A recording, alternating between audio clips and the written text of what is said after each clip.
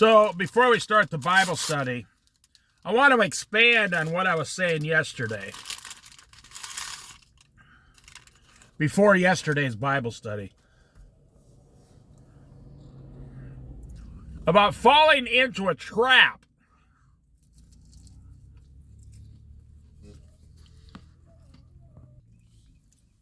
You go down and sign a 30-year mortgage house loan.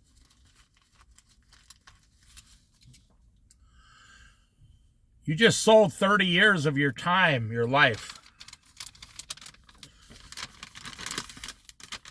I mean, anybody who's owned a house over 10 years knows what I'm talking about.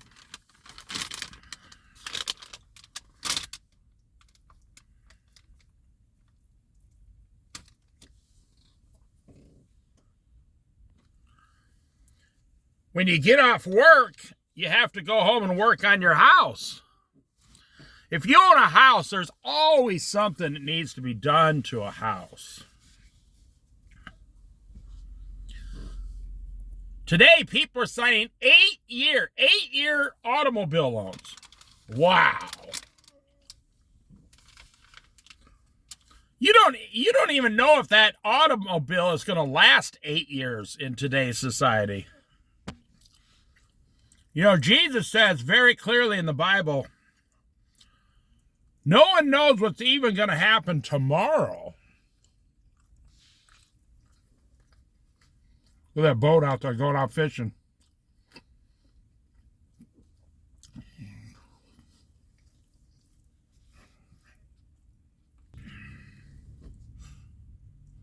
Why would you pay $500 a month for a product for 7 years and you don't know if the product's going to last 7 years?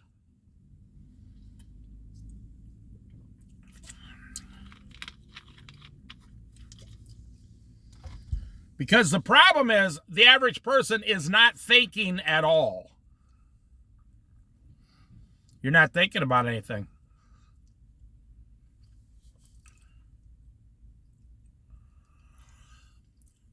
I mean, if they told you in high school at age, 15 years old, say, I think actually I've come to the conclusion that this is why they don't tell you.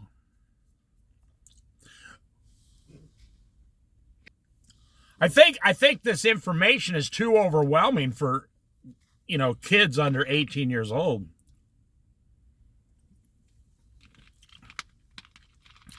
There's this video of this black kid going around on YouTube. It's a shorts video. You don't see his parents, but they're in the front seat driving, and this black kid is in the back seat. He got his very first paycheck ever. And they never told him that money comes out of his paycheck.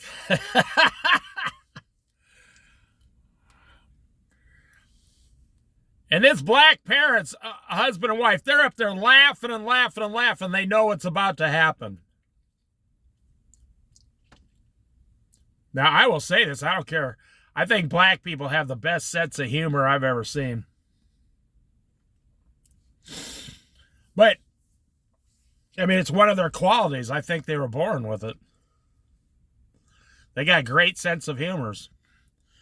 And the kid, 16-year-old, big, huge kid in the back, looks at his paycheck. And he goes, he seems real confused. His face just goes blank. And you can hear his parents in the front seat just laughing and laughing and laughing hysterically.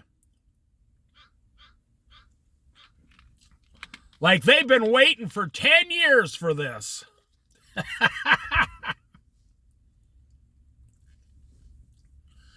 And the kids are always trying to, I want this, I want this, I want that. Can I have this? Can I have that? The parents try to tell the kids, do you know how many expenses I have in this world? So this guy, this young black man goes out and looks at his paycheck. And then his face changes. Here comes the anger.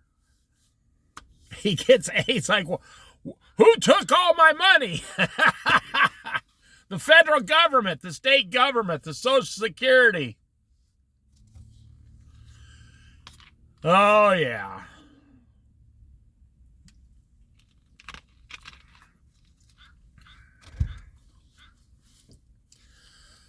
Trap. Into a trap, my friend. How many traps are you in today? You know, if you marry the wrong person, boom, there goes 20 years of your life. Down the drain. You say, well, that doesn't sound positive. Oh, I don't care what it sounds like. I'm telling you personally. Look at that truck taking that gravel over there. Those rocks. I'm telling you personally, you marry the wrong person, you just blew 20 years of your life. You know how many people wake up in their 40s and say, I married the wrong person 20 years ago? Because you did not become a Christian and ask Jesus, who should I marry? And then you did not marry a Christian woman or a Christian man, where you would have things in common for the rest of your life.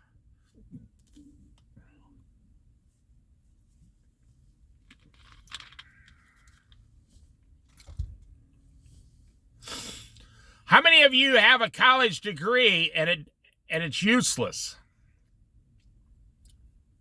We're talking about traps. You're falling into traps in your life. How many of you have a college degree and the job you have has nothing to do with that degree?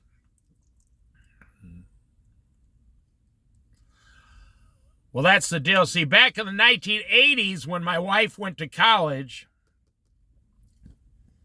she got a 4-year degree in business and communications. And today, the way society has changed, all the jobs have changed, everything has changed. Her college degree is just a piece of paper that we paid about $25,000 for.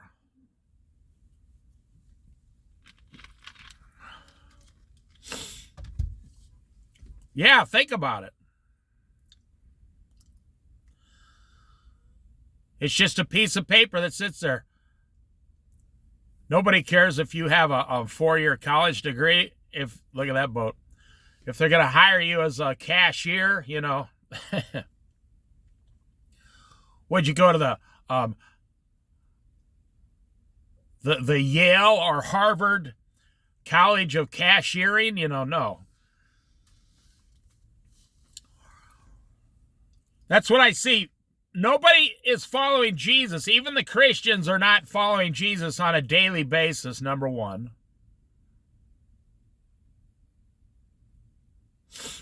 Number two, you're going too fast in life. And number three, you're falling into all these traps. See, when you're 20 years old and you think you're going to live to be 80 years old, and that's 60 years away, and you think, well, that's a long time. But when you're 50 years old and you think you're going to live to be 80 years old, you think to yourself, I should have never bought any of this stuff. Houses, cars, furniture, TVs, all this, and I'd be a millionaire right now and I could retire. If you take what you're paying on a house and put it into a mutual fund, anytime in the last 40 years, a good aggressive mutual fund, you'll get 5 times more than you ever paid for your house. Yeah, but I need a house right now. Or it doesn't matter because I'm going to be alive for 60 more years, man. Well, your attitude will change about that when you're 50 years old. You'll say, damn, I'm 50 years old now. I got gray hair. I just fell into a trap.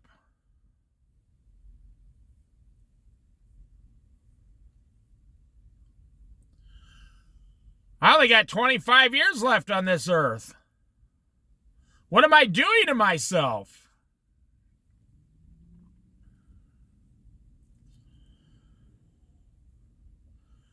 You know, you take a crow. Crows are not, look at that crow. Crows are not dumb enough to fall into a trap like a human. No.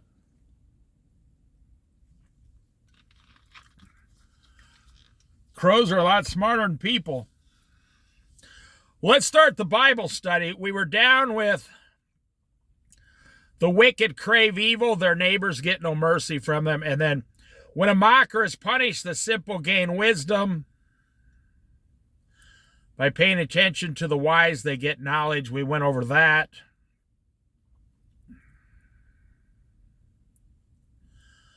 We are at verse 12.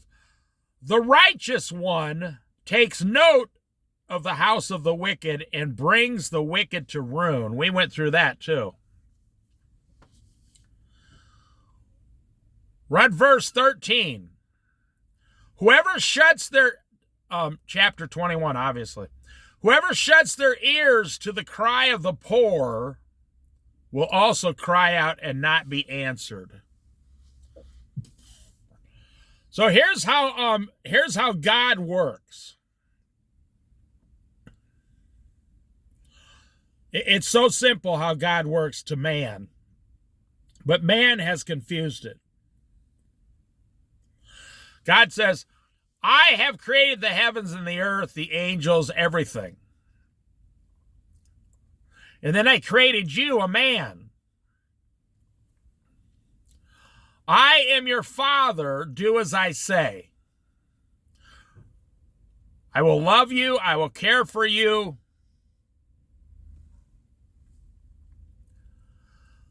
Follow my son, get your sins forgiven, and live in heaven for all eternity. And we say, no, I don't want to do that. I want to go get rich. That's why people buy a house. There's your answer right there. Because you were told at a young age, this is how you're going to invest all your money.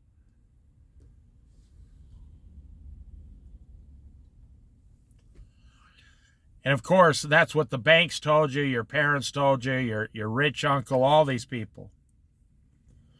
That's how the world used to work. The world doesn't work that way anymore. It hasn't worked that way for 20 or 30 years. The world's been screwed up since 2001, 9/11, 1999. The people in charge of this world, I'm talking about the multi-billionaires all over the world that run the world. Whoever owns all the jobs runs the world. You need a job. If I didn't live in the United States and I didn't pay into Social Security and now I'm on Social Security every month at 62 years old, guess what I'd be doing? I'd be out working. I wouldn't have a choice if I wanted to eat.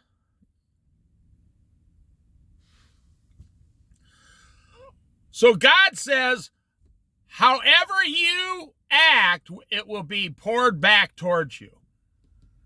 In other words, the measure you use towards others will be measured right back to you.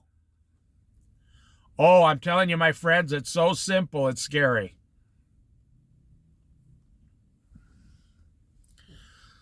It's so simple, it's scary. And this verse describes it in great, simplified detail. Whoever shuts their ears to the cry of the poor will also cry out and not be answered. God said, if you shun, S-H-U-N, shun the poor, then God will make sure you become poor so you know what it's like to be poor. I've seen this happen dozens and dozens of times in my 62 and a half years. I've seen people who were really successful, and they started mistreating their employees. And within 3 or 4 years, they lost everything, and I'm not making this up. Everything I say is true. I just don't tell you the details or where it happened or who it was. I can't make these stories up. They're all true. I couldn't come up with this in my imagination. The owner of the business was now working next to the employees they abused in the same business. As an employee, somebody else owned it now. Something about the hand of God. He wants everything to be, fair and even and regulated. So you can get away with something for a while. I mean, just ask any criminal in a jail today, in a prison. They will all tell you, never ever abuse a widow or an orphan, or God will come after you. Even the criminals agree to that.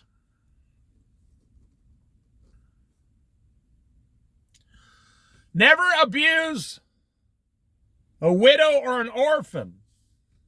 See, here God is saying, if you abuse the poor and shun them, and I'll tell you what God hates, one of the things he hates the most out of anything.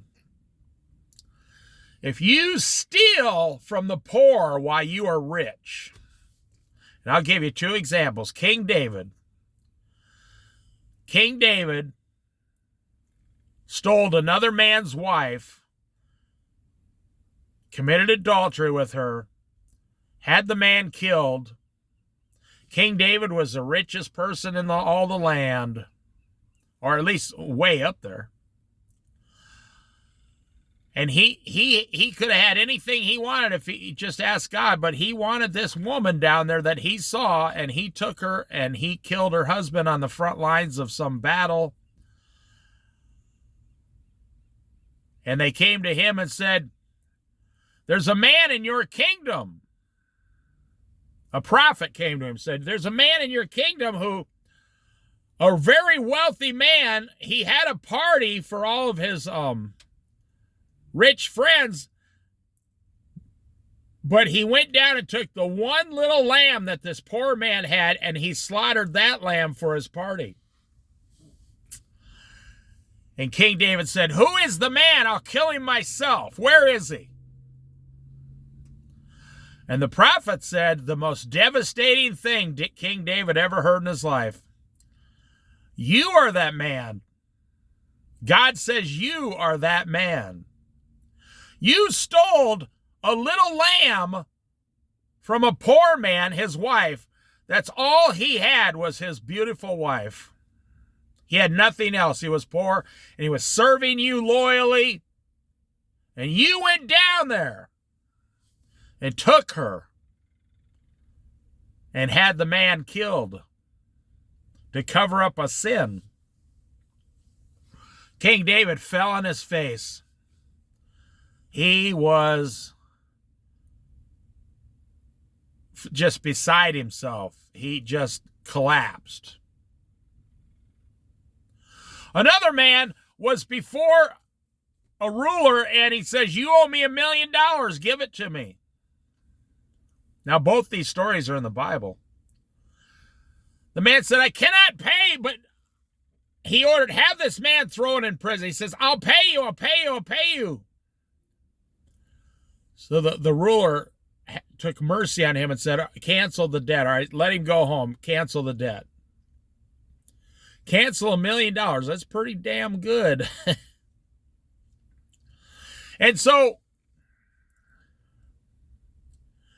the man who had his debt canceled, he went home.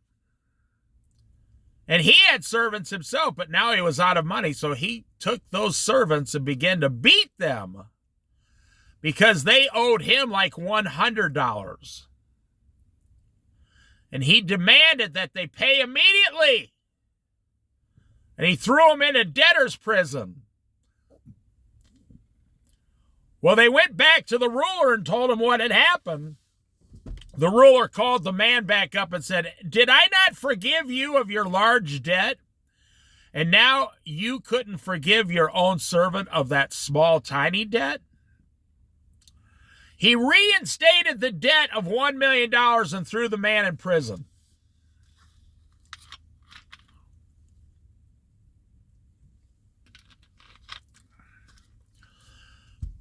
Everything Joe Biden has done in one day, we live in a crazy system, I'll tell you that. Everything Joe Biden has done, Donald Trump has undone it with executive orders in about one day. We live in a crazy world. So if you abuse poor people, the Lord is going to show up and abuse you. The Lord is, it doesn't say he just loves them. It says he's the rescuer of the orphan, the widow, and the poor. He's their rescuer. The Lord Jesus takes it personal to be like their bodyguard. And if you're one of these people dumb enough to show up and start abusing someone from one of those groups of people, I mean, abusing anyone actually,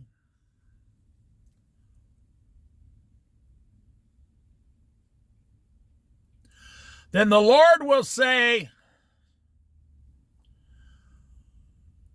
he will say, "You like to abuse people? You like to abuse my poor old widow over here?" He'll take you out behind the woodshed. You won't even know it's happening. Look at these guys going out fishing and crabbing out in the bay. It's cold. It's like 38 degrees out here. Whoever shuts their ears to the cry of the poor will also cry out and not be answered. So when you're suffering, the Lord won't answer you. How many times you hear people say, "Just like that, just like that. Just like that, the Lord stopped talking to me." I say, "Oh, well, you must have, there's got to be something." I mean, what are you doing? They say, "I'm not doing nothing. Everything's exactly the same." There goes another boat. I say, well, that can't really be true. Because the Lord would not be abusing you, or I mean, not abusing you, but punishing you if you didn't do anything to be punished. Or there's only one other answer. The devil is like the book of Job. He didn't do anything wrong, and the devil wanted to test God's servant, so to speak.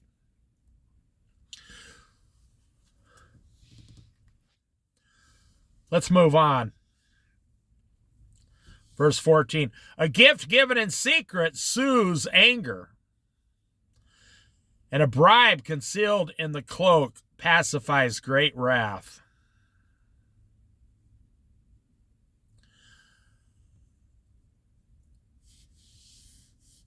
A gift given in secret. This is kind of a hard verse. A gift given in secret soothes anger. So there's someone angry, and you show up and give a gift.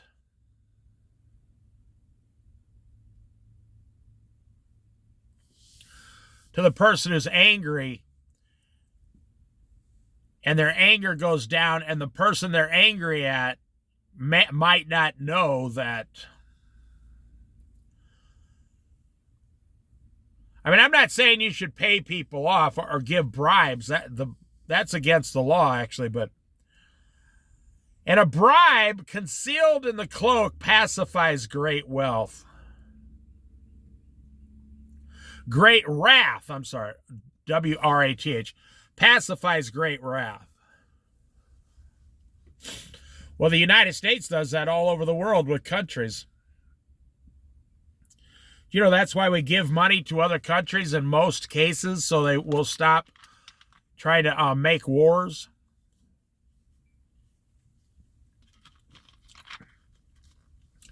Oh, you'd be surprised the people, you'd be surprised the leaders around the world that are taking our tax dollars right out of your paycheck. Evil people, too. Evil rulers. Right out of all of our paychecks. Yep. Let me tell you about a double tax here. So I paid the Social Security tax my whole life since I started working. So that came out of my check as a tax. So now the Social Security they send me each month, if I go over a certain amount, I have to pay tax on it. Wait a minute, wasn't that my money that you taxed in the first place? Now you're supposedly giving me my money back and taxing me again on the same money.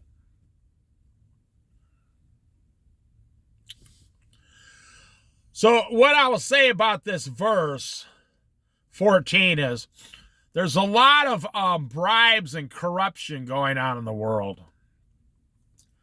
There's endless amounts of corruption. It never ends. It will never end until Jesus Christ in the 1,000-year reign of Jesus Christ. There will always be corruption. But that doesn't mean God is saying corruption, if you are corrupt, that's good. No, he's not saying that at all.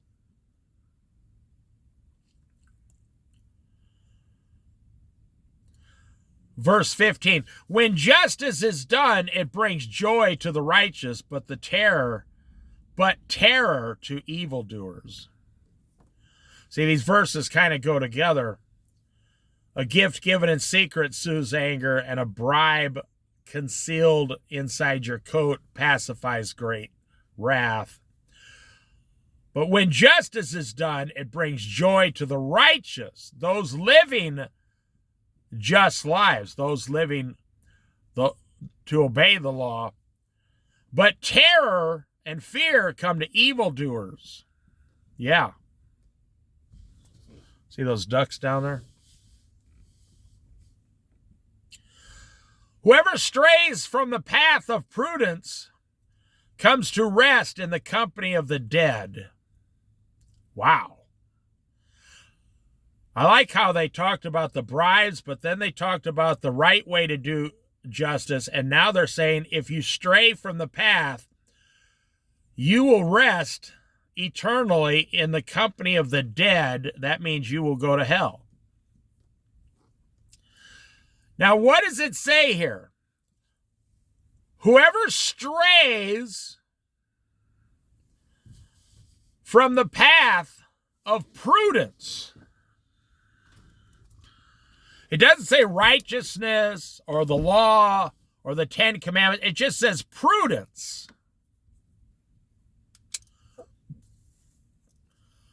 If you stray from what is prudent, you will end up in hell for all eternity, is what this says. Whoever strays from the path of prudence will come to rest in the company of the dead. Wow. That is an extremely strong warning. If you're just straying from the path, you're going to end up in the company of the dead. Well, who is the dead? The ones that go to hell for all eternity. Whoever strays from the path of the prudence, you will end up in hell by your own hand.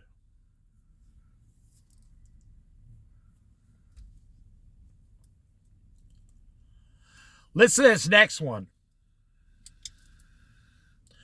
This could be the theme for this entire verse 17. This could be the theme for this entire YouTube channel I have here. Whoever loves pleasure will become poor. Whoever loves wine and olive oil will never be rich. Wow. Now, what that means is olive oil back then was really expensive. Most likely. Look at it today. I just went and bought some olive oil. The containers are now half what they used to be for $16 at Walmart. That's ridiculous. So Donald Trump is going to get, he's doing all this artificial intelligence stuff.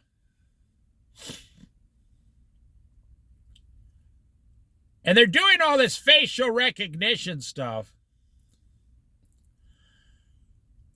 What is actually happening? I can see it clear as a bell. I can see it as clear as anything. Whether Donald Trump knows he's doing it or he doesn't, he's actually helping the devil move towards the seal, the 666 Revelation 666, I think it's in chapter 6, Revelation. The seal on the hand of the forehead. In order for you to buy or sell anything. And he just announced it with the richest people on earth, like the owner of Apple and the Jeff Bezos, the owner of Amazon. And they're getting a thing now to where they're going to use artificial intelligence. I don't quite understand it. And then they're going to track everything you do. I don't even think they understand it because I don't think they're following Jesus every day. I'll just say it that way. And then they're going to start cryptocurrency. So in the next 4 years, it's very possible we get rid of all money and just all your money's on a little account electronically from now on. Right there, the devil has you. Now, the rapture could happen, and we will escape these things, or the rapture could take 10 more years, and we will have to live under for a while. The Bible doesn't say you won't have to do this. The symbol on the hand of the forehead, they might be going around and saying, hey, you got to have a seal on your hand or forehead and bow down and worship the image of the beast to buy or sell. I'm telling you, it's going to be done. Everybody's going to love it. I mean, if 60-70% of the world loves it and the other 40% are Christians who don't love it, well, that's just too bad for the Christians. They're not going to get any reprieve or anything. Whoever loves pleasure will become poor. Just listen to what God is telling you here. Whoever loves pleasure will become poor. Whoever loves wine and olive oils and all these types of things and fancy cars and chariots and fancy clothes will never be rich. Do you know how 80% of people become rich? They start, 80% of all rich people started with nothing. Just came from a regular household. Do you know how 80% of the rich people become rich? By sacrificing what they want and taking that money and investing it into the stock market, bonds, whatever, businesses, rental properties. They take the money that you're spending on pleasure and they don't spend it on pleasure, and they put it in the some type of an investment. Gold, silver, whatever. And one day, after about 30 years, they wake up with $2 million. They say, okay, now I'm rich. And you wake up with a lot of debt, obesity, gluttony, because you did what you wanted to every day your whole life. You did not sacrifice the pleasures you desired. Whoever loves pleasure will become poor. Just take that first half. Proverbs 21, verse 17. The first half. If you just look at that, that could be, you could just change your entire life with the first half of this one verse. Whoever loves pleasure will become poor. Wow. That's pretty serious, right in your face. It doesn't matter whether you agree with it or not. Nope, that doesn't matter. It only matters with what God says about it. Is it true? Whoever loves pleasure will become poor. Whoever loves pleasure will become poor. You will lead yourself right down the road into poverty, my friend. I tell people, $5 a day is what makes you poor. Now, today it would be $10 a day because of inflation, but it's $5 a day your whole life. It comes to about $1,800 a year. If you'd have been investing $1,800 a year since age 18 instead of having that $5 candy bar chips, well, today it's $10, so it's closer to $4,000 now. So you buy something that you want and desire but do not need at about $10 a day in today's society, 2025.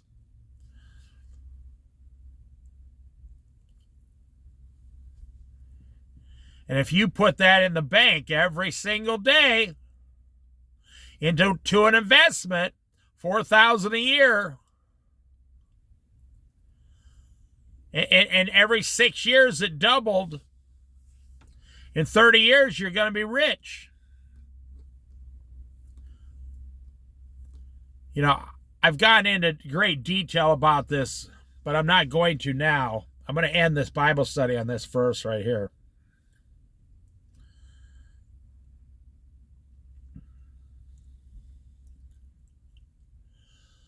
That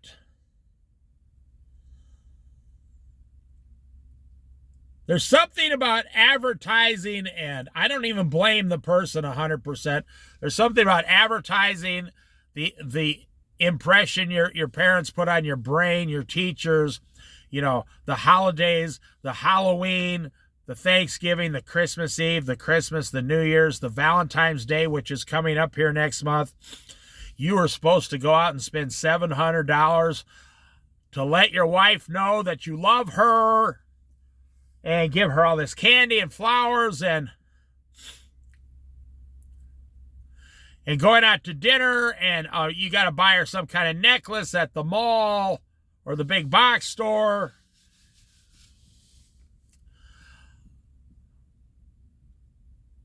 You see, and then your wife, she doesn't know any better. She's falling for the whole thing. She says, well, what's wrong with that?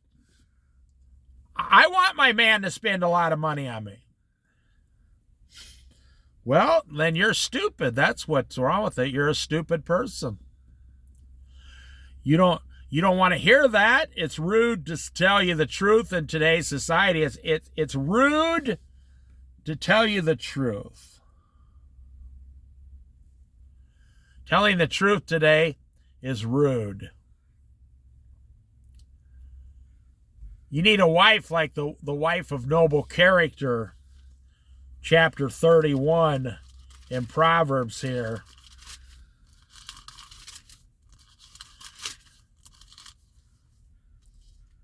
It starts with verse 10. A wife of noble character.